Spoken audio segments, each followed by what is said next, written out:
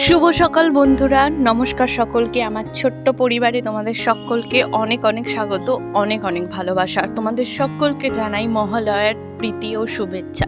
দুদিন আগেই মহালয়া গেছে এবং মহালয়াতে কিন্তু দেবীপক্ষের সূচনাও হয়ে গেছে।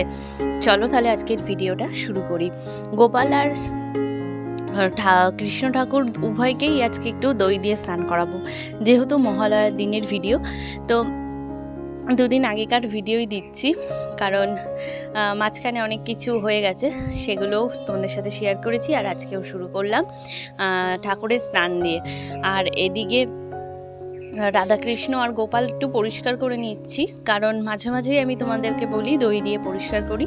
এতে কি হয়, ঠাকুর চকচকেও থাকে, দেখতেও ভালো লাগে।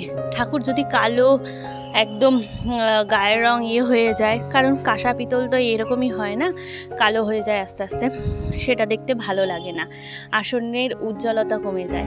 ঠাকুর যত উজ্জ্বল থাকবে আমার আসনও তত উজ্জ্বল থাকবে, তাই না?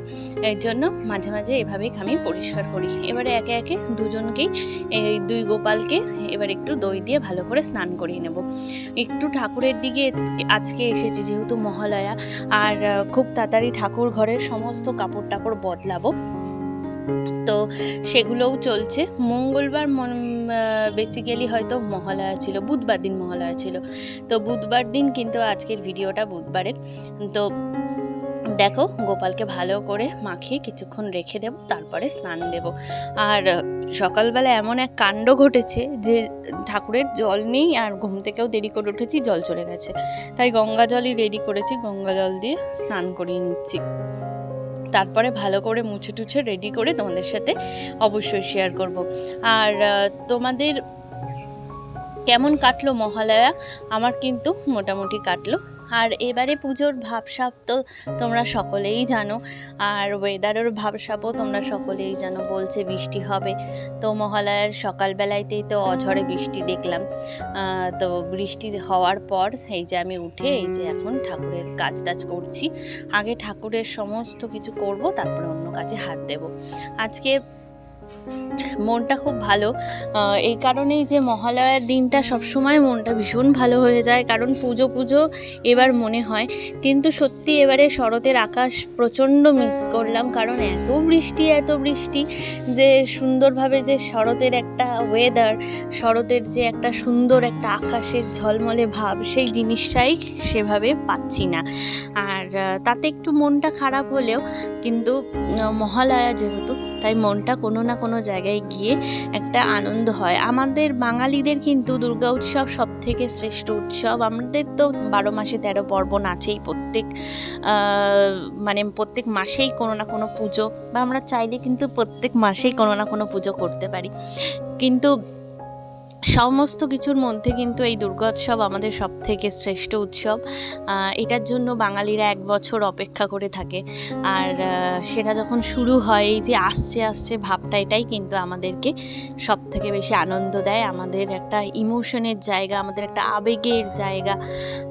তো এই আবেগের জায়গাটা কিন্তু কোনোভাবেই আমরা কোনোভাবেই মিস করি না। অনেকেই বাঙালিরা বাইরে থাকে, যারা এই পুজোর সময় তারা বাড়িতে আসে, আনন্দ করে, পুজোর অনুভবটা নেয়, খুব ভালো লাগে। আর যারা বাইরে বাঙালিরা থাকে, তারাও কিন্তু এই উৎসব ব্যতীত নয়, তারাও কিন্তু কোনো না কোনোভাবে সেখানে থেকেই এই উৎসব পালন করে। তো আমরা কোনোভাবেই এই উৎসবকে এড়িয়ে যেতে পারি না, আমরা চাইলেও পারবো না, আর আমরা চেষ্টা করলেও পারবো না। কিন্তু এই উৎসবের মধ্যে দিয়েই চাইবো যাতে সমস্ত নেগেটিভ শক্তি, সমস্ত বাজে শক্তির যেন শেষ হয়, এবং ভালো দিকগুলো যেন উঠে আসে। আর সকলে যেন, আমরা এটাই চাইবো যে তিলোত্তমা যাতে বিচার পায়, সবার কাছে এটাই একটা দাবি থেকে যায়। আর যারা প্রতিবাদ করছে বা যারা প্রতিবাদে নামছে, তাদের কেউই কিন্তু পুজো বিরোধী আমার মনে হয় না, নয়। তারা মায়ের কাছে এটাই আবেদন করবে যাতে সঠিক বিচার পাওয়া যায়। আচ্ছা, এত বড় কাণ্ডের যদি সঠিক বিচার না হয়, তাহলে কোনো সময় কি আর সঠিক বিচার হবে বলো? কখনোই হবে না। আর দেখো, এক রাশ বৃষ্টি হওয়ার পর গাছগুলোও যেমন মুজড়ে পড়েছে। আর কত বৃষ্টি, চারিদিক বৃষ্টিতে এখন অবস্থা ভালো নয়। আর দেখো আমার এই বেগুন গাছে যে কত বেগুন হয়েছে তার মানে কোনো ঠিক নেই। আর এখন গাছটার সমস্ত বেগুন শেষ, আবার নতুন করে ফুল আসছে। রাস্তাঘাট বৃষ্টিতে ভেজা, সকালবেলা মুষলধারা বৃষ্টি হয়েছে। আর দেখো কি সুন্দর, কোথায় একটু শরতের আকাশ দেখবো ঝলমলে পরিষ্কার নীল আকাশ, না কোথায় মেঘে ঢাকা সাদা আকাশ। কেমন লাগছে তাই না? মনেই হচ্ছে না যে এটা শরৎকাল। এখন তো 6টা ঋতুর 6টাই বোঝা যায় না, বোঝা যায় 3টে ঋতু, শীত গ্রীষ্ম বর্ষা, এছাড়া আর কোনো কিছুই বোঝা যায় না। এই ফুলগুলো দেখো কত সুন্দর লাগছে। আর এইদিকে হচ্ছে আমার ননদিনী রাস্তা ঝাড় দিচ্ছে, যেহেতু এই এত মুষলধারায় বৃষ্টি হলো, চারিদিকে পাতায় পাতা, একটু ঘর বাড়িটা পরিষ্কার না করলে নয়। আর ও লেগে পড়েছে এখন কাজে। ও লেগে পড়লে আমার একটু কাজ কম হয় জানো তো, তখন ভিডিও করার মতো কিছুই থাকে না, হাতের কাজে কাজ সমস্তই তো করে ফেলে। আর এদিকে এখন রাস্তাটা পুরো খুঁটিয়ে খুঁটিয়ে পরিষ্কার করে ঝাড় দেবে। চলো আমি একটু আটা মেখে নিই, মা সকাল থেকে অনেক কাজ করছে, তো আমার হাতে সময় আছে, আমি ভাবলাম যে একটু আটাটা মেখে দিলে মার সুবিধা হবে। মা ওদিকে সয়াবিনের তরকারি করছে। আজকে সকালের ব্রেকফাস্ট হচ্ছে রুটি, সয়াবিনের তরকারি, তার সাথে একটু স্যালাড। এই তার জন্য বসে বসে আটাটা মাখছি। আর মামা উঠলে তারপরে ওকে একটু মহালয়া চালিয়ে দেবো টিভিতে, ও একটু দেখবে, রোজই দেখে। এখন তো সব সময় ইউটিউব খুললেই সব কিছু দেখা যায়, তো বসে বসে অনেক দিন ধরেই দেখে ছোট কার্টুন যে মহালয়াগুলো হয় সেগুলো, তো এখনও দেখবে, সেটাই ঘুম থেকে উঠলে একটু চালিয়ে দেবো। খুব ভালোবাসে মা দুর্গা দেখতে, মা দুর্গা, মা কালী সব ঠাকুরই ও খুব পছন্দ। মা দিকে তরকারিও করে ফেললো আর রুটিও হয়ে গেছে। চলো এবার একটু খাওয়া দাওয়ায় বসা যাক। সকলে মিলে বসেছি, সাথে কিন্তু আমার 1 কাপ চা আছে, এটা নিতে আমি ভুলি না। আমি সকালবেলা এর জন্য একটু কম চা খাই, যাতে রুটির সাথে একটু চা খেতে পারি। আর এদিকে দেখো পাবদা মাছ রাখা হয়েছে, পাবদা মাছ ভাজা হয়ে গেছে, অল্প একটু মাংস আছে, এই মাংসটাকে করব।